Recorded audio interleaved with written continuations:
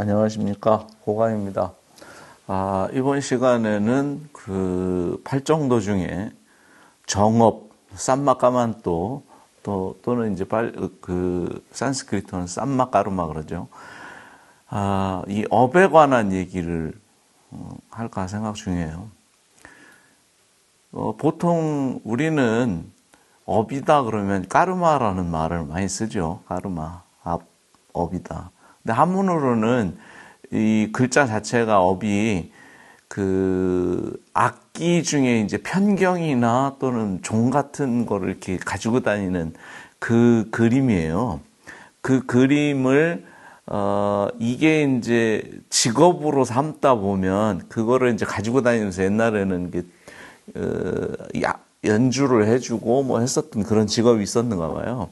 그래서 그게 이제 그런 직업이 있다는 의미도 있고 또 그다음에 괴롭다는 의미도 가져요, 얘가. 그래서 이제 까르마라는 말을 업이라고 이제 번역했는데, 그래서 업이라는 말은 그렇게 실제로 이제 직업의 의미도 갖고 있고 그 사람이 무슨 일을 하는가 이런 의미도 가지고 있어요. 그러면 이 개념이 어디에서 이제 출발했느냐면 인도 사회에서는 기본적으로 사성 계급이 있죠. 그래서 네 가지의 그 계급이 있어서 그 계급은 그 세습되죠. 그래서 세습돼서 너는 태어날 때부터 그렇다는 거야.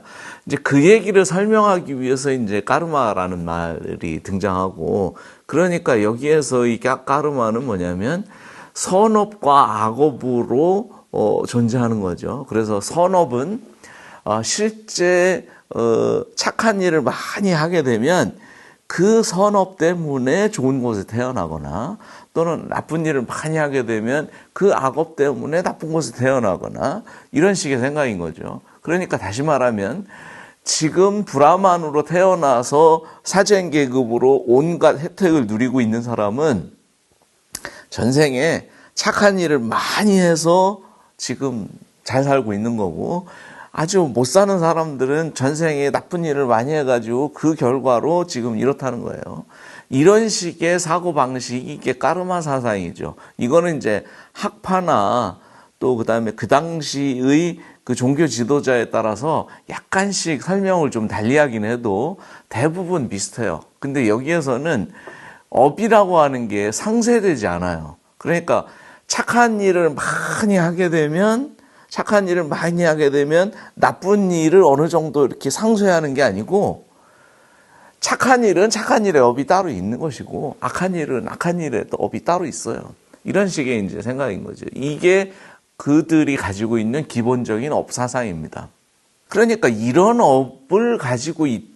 업이라고 하는 생각을 가지고 있으니까 그 사람이 업을 어떻게 바라보느냐에 따라서, 만약에 선업과 악업이라고 보고 있다면 착한 일을 많이 하든지 아니면 악한 일을 안 하든지 둘 중에 하나겠죠. 그런 식으로 쭉 진행될 수밖에 없을 거예요. 그러니까 이게 수행 방법에도 업에 대한 생각이 무슨 생각으로 업을 바라보느냐에 따라서 수행 방법도 달라지겠죠, 당연히. 그러니까 부처님은 그런 데 비해서 이제 바른 업을 가지라고, 바른 업에 대해서 이렇게 말했는데, 삿된 업들은 이렇게 선업과 악업으로 이루어져 있고, 이 업들은 실제로 존재하는 업이라고 생각한 거죠. 우리가 이렇게 모든 것을 존재로 보고 있으니까. 저번 시간에 그런 얘기 했어요. 바른 견해를 가지고 바르게 사유하면 그 바른 언어 생활을 하게 된다 그랬죠. 이 바른 언어 생활이 안 됐기 때문에 업도 실제 존재하는 것처럼 우리가 여기는 거예요. 무언가 이름을 붙였다면 그 대상이 되는 것도 있을 거라는 거죠. 업이라는 이름이 붙었기 때문에 이 업이 실제 한다고 생각했던 거예요.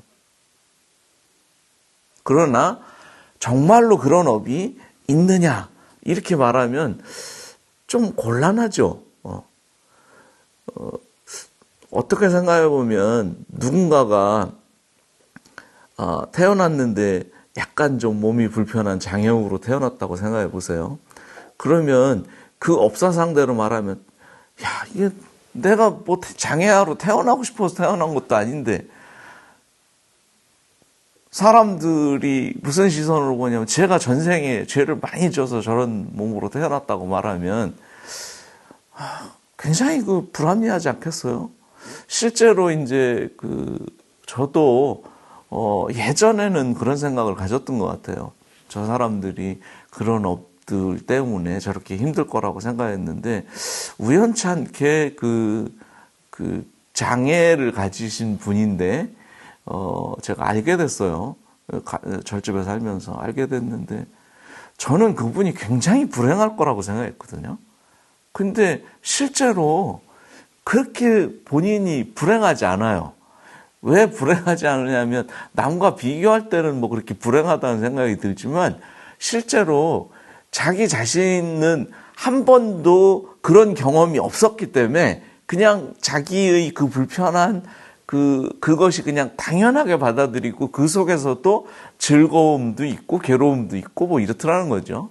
그래서 나 같으면 정말 힘들었을 것 같은데 저 사람은 나름대로 좋은 거예요. 그래서 그런 불편한 몸으로 있다고 해서 뭐 죽고 싶다거나 뭐 이런 생각을 갖지도 않더라고요. 그래서 야 이거는 좀 다른데 뭐 이런 생각을 했었던 것 같아요. 그러면 부처님이 말하는 업은 구체적으로 무슨 업일까요? 보통 그 부처님 이외의 다른 외도의 사람들은 업이 아까 얘기한 것처럼 실제로 존재하는 것이어서 선업과 악업으로 작동한다고 생각했는데 부처님이 그래서 6년 동안이 고행을 하죠. 정말로 그렇게 생각을 했으니까.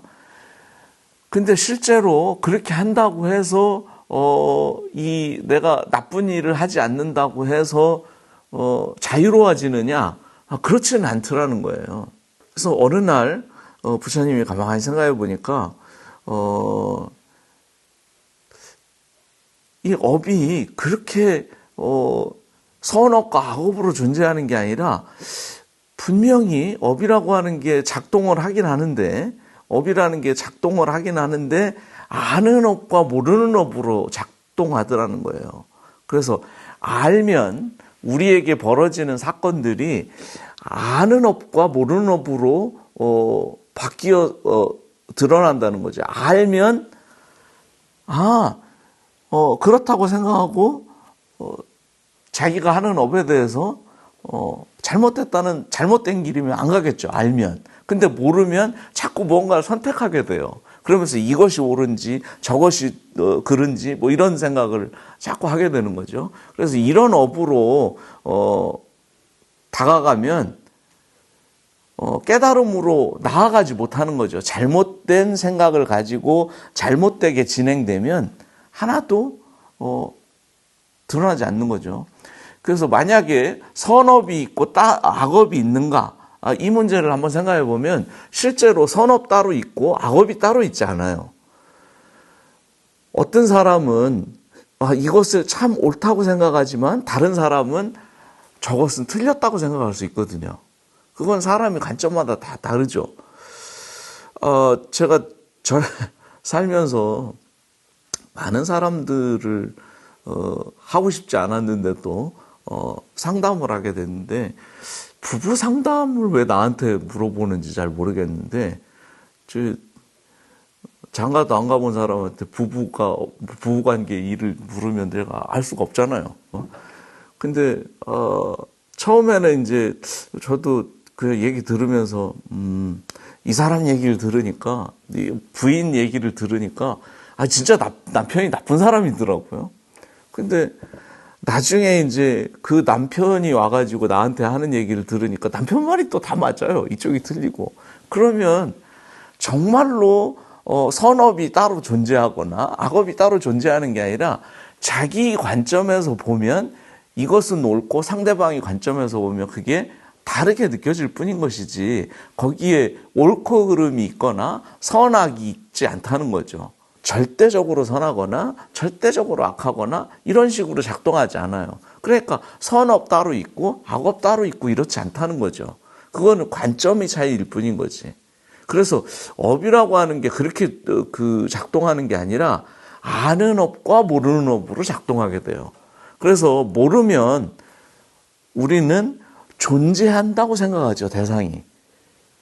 모르면 대상이 존재해요. 그래서 업이 그런 식으로 작동한다고 생각하죠. 근데 알면 업이 존재하는 게 아니고 업은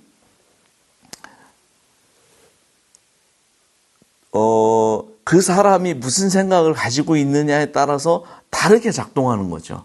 그래서 예를 들면 아는 사람, 내가 이제 어디 길을 간다고 생각해 봅시다. 길을 가는데 그 길을 분명히 알고 있는 사람이 있고 모르는 사람이 있어요. 그러면 길을 분명히 알고 있는 사람은 아는 길로 그냥 갑니다. 그냥 내가 이쪽으로 갈까 저쪽으로 갈까를 고민하지 않아요. 근데 모르는 사람은 업이 어떻게 작동하냐면 이쪽으로 가는 게 맞을까 저쪽으로 가는 걸 맞을까를 고민하게 돼요.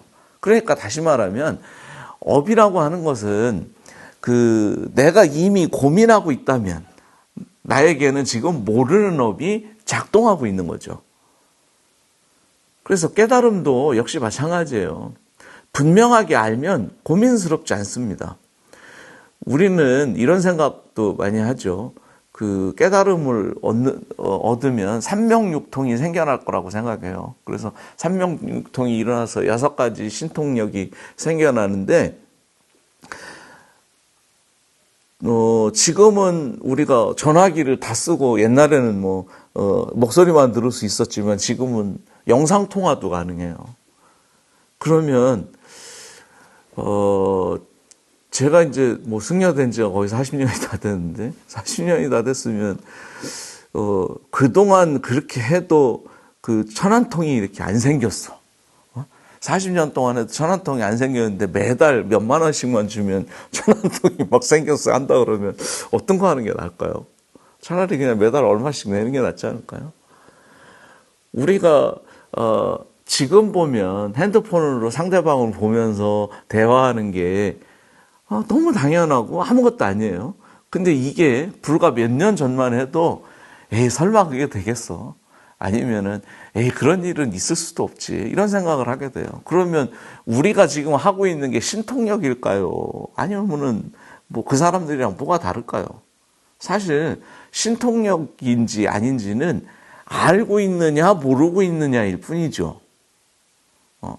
제 경험으로는 저는 본래 서예를 좋아했었기 때문에 서예에 미쳐 살았는데 처음에는 글씨를 어떻게 써야 되는지 잘 모르겠더라고요.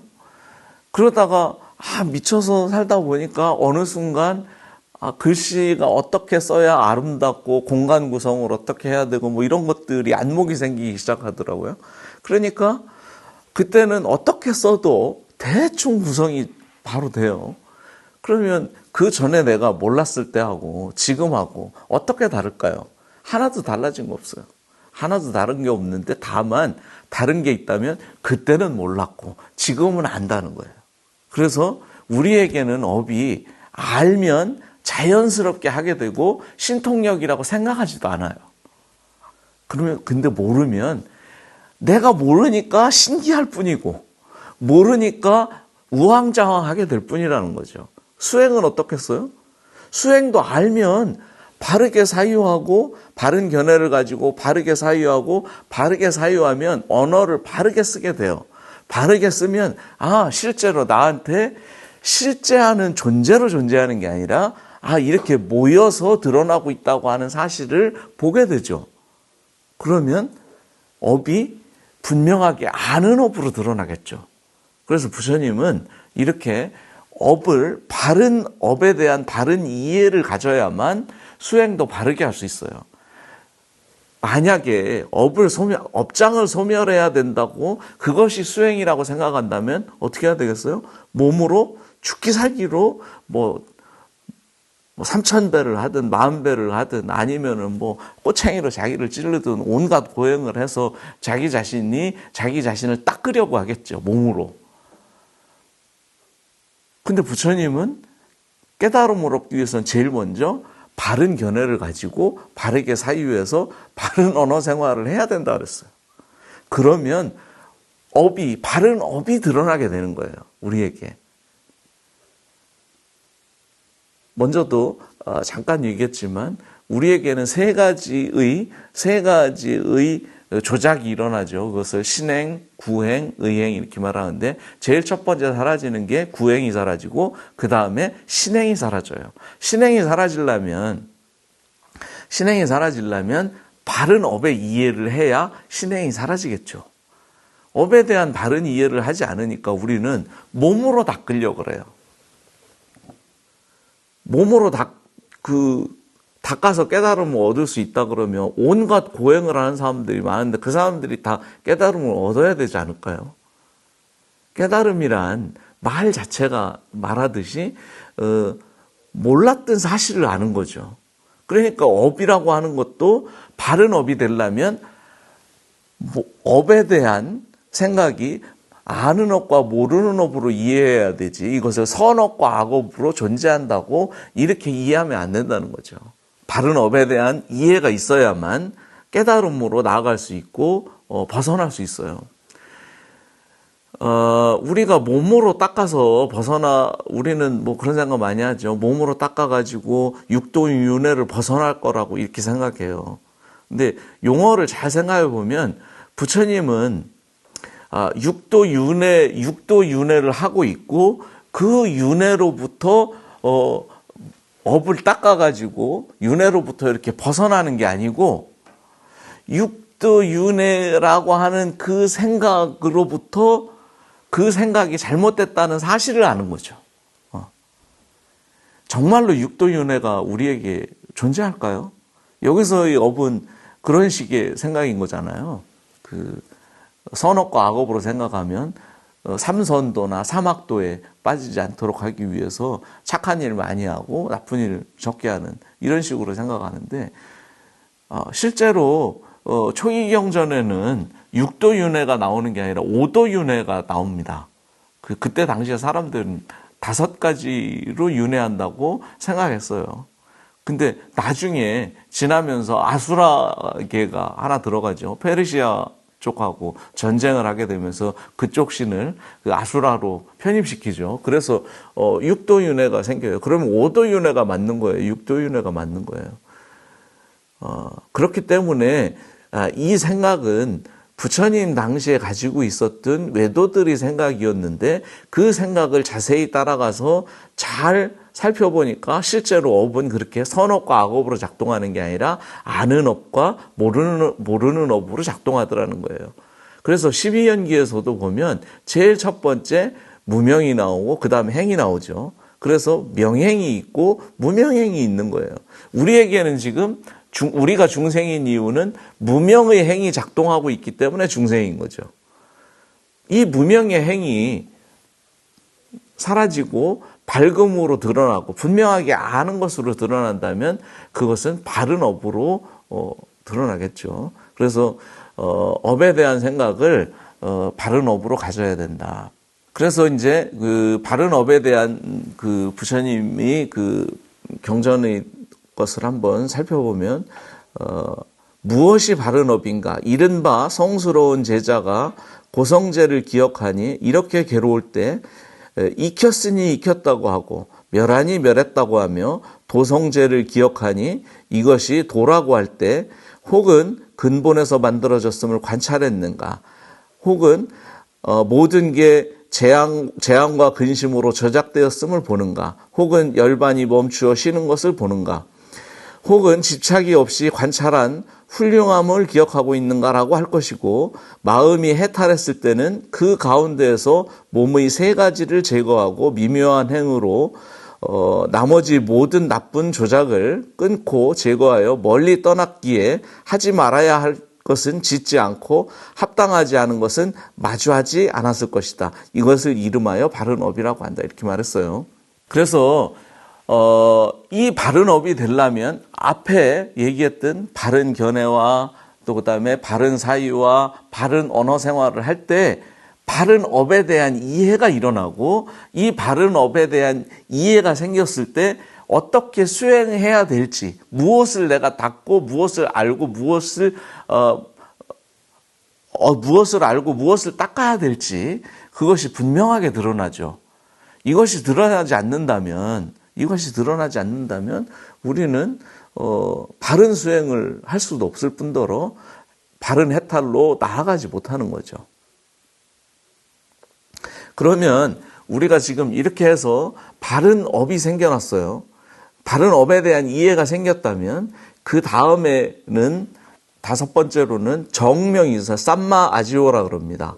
이 정명은 목숨명자 쓰는데요. 사실은 이제 이거는 자이나교 이론하고 좀 관계가 있거든요.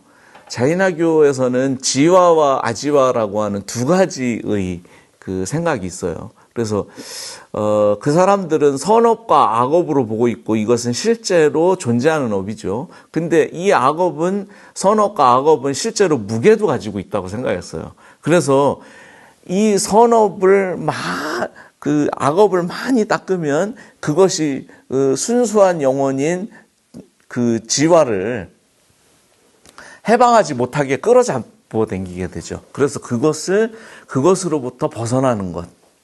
벗어나기 위해서는 악행을 하지 말아야 되죠. 그래서 이들에게는 계율 생활이 굉장히 중요해요. 그래서 절대로 살생을 하거나 도둑질을 하거나 음행을 하거나 이런 일들이 하면 안 되는 거죠.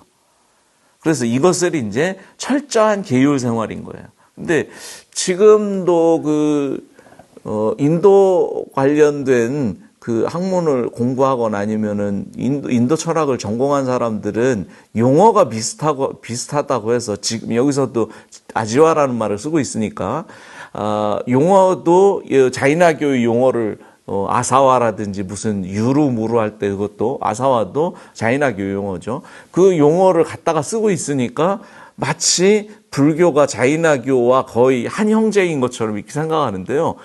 그렇지 않아요. 그렇기 때문에 지금 여기서 그 쌈마 아지오를 말하는 거죠. 정명을 말하고 있는 거예요. 부처님도 살도 음망주의 5가지 계율을 가리켰지만 이 계율은 어떻게 해요? 분명하게 바르게 알아서 실천해야 되는 계율인 거죠. 이거는 같이 살아가는 데 있어서 지켜야 될 기본적인 에티켓을 말하는 것이지, 이것 때문에 무슨 해탈을 못 한다거나 이것 때문에 지옥을 간다거나 이런 문제가 아닌 거예요. 그래서 정명은 결국은 부처님에게 부처님과 그 부처님의 제자들에게 부처님이 가르친 내용은 뭐냐면, 계율에 대한 바른 이해를 가지고 열고 닫을 수 있는 공부를 할 수 있어야 된다는 거예요. 그랬을 때 그것을 정명이다 이렇게 말하는 거죠. 그러니까 비구에게는 이게 바른 생계수단이 됩니다. 그래서 부처님은 뭐라 했냐면, 부처님은 탁발에 의지하고 또 그 다음에 이 탁발을 하는 데 있어서 부처님의 법을 가르치고 또 그다음에 부처님의 법을 전파하는 그것을 통해서 그 깨달음을 전해주는 것을 통해서 우리가 탁발을 하고 생명을 유지하는 것이야말로 바른 생활인 것이지, 그렇지 않고 잘못된 생각으로 무슨 살생은 절대로 안 된다든지 도둑질은 절대로 안 된다든지 음행은 절대로 안 된다든지 이런 문제가 아닌 거예요. 이거는 계율에 대한 잘못된 이해를 갖는 거죠. 물론 살생이 불편한 일인 거 사실이죠. 그러나 반드시 살생을 해야 될 때는 해야 될 것이고, 도둑질이 반드시 불편해요. 불편하지만 그것을 어떻게 해요? 해야 될 때는 해야 되죠. 만약에 어떤 사람이 강도가 있다고 생각해 봅시다. 강도가 있는데 칼을 여기다 옆에다 놨어요. 근데 그 사람이 나쁜 일을 못하게 하도록 내가 그 칼을 훔쳐가지고 다른 데다 갖다 놓는다면, 훔치는 행위로 말하면 나쁜 일이죠, 당연히. 그렇지만 결과적으로 어떻게 돼요? 이거를 훔쳐서 숨겨놓음으로 인해서 2차적으로 발생할 수 있는 더 큰 피해를 막을 수 있는 거죠. 그래서 계율은 이렇게 열고 닫을 수 있는 것을 해야 되고, 그 다음에 우리가 탁발을 하는 데 있어서 정당한 방법으로 탁발을 해야 된다는 거예요. 그래서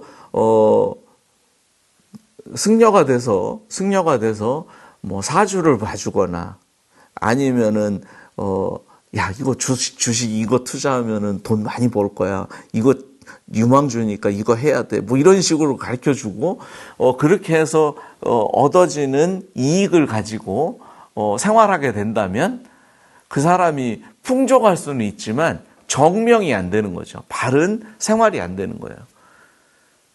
바른 생활과 정당한 생계수단을 통해서, 할 때에 우리는 깨달음으로 나아갈 수 있고 해탈할 수 있는 거죠. 그래서 부처님은 이렇게 먼저 구행이 소멸해야 되고 그 다음에 신행이 소멸한다고 말했던 거죠. 그래서 이 신행에 해당하는 것이 바로 아까 얘기한 정업과 정명에 해당되는 거죠.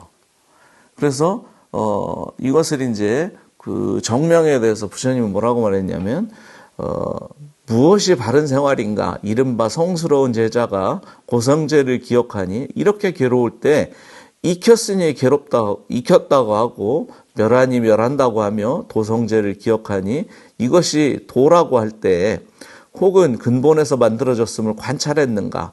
혹은 모든 게 재앙과 근심으로 조작되었음을 보았는가? 혹은 열반이 멈추어 쉬는 것임을 보는가? 혹은 집착 없이 관찰한 훌륭함을 기억하는가라고 할 것이고 마음이 해탈했을 때는 그 가운데서 없는 이치는 구하지 않고 많이 바라거나 싫어함이 없이 만족함으로써 갖가지 기술이나 주문을 설하며 삿된 생명활동을 하지 않고 단지 법으로서 옷을 구하되 법이 아니면 하지 않고 또한 법으로서 음식을 구하거나 평상에 앉고 법이 아니면 하지 않았을 것이다. 이것을 이름하여 바른 생활이라고 한다. 이렇게 말했어요. 계속 얘기하지만 팔정도는 하나의 길이에요. 그냥 하나의 길이에요.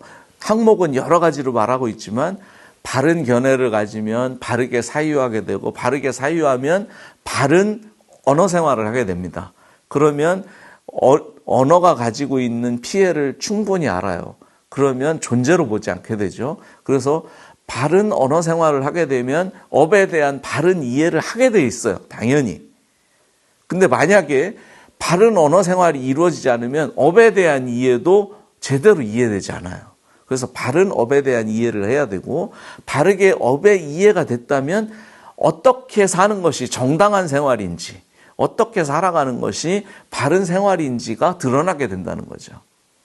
그래서 팔정도에서 지금 여기까지는 구행과 신행이 사라지는 것까지 설명한 거예요. 다음번에는 어떻게 의행이 소멸하고 의행이 소멸하면서 바른 선정의 삶을 이어가는지에 관한 정말 해탈의 삶이 어떻게 이루어지는지에 대한 얘기를 마무리하도록 하겠습니다.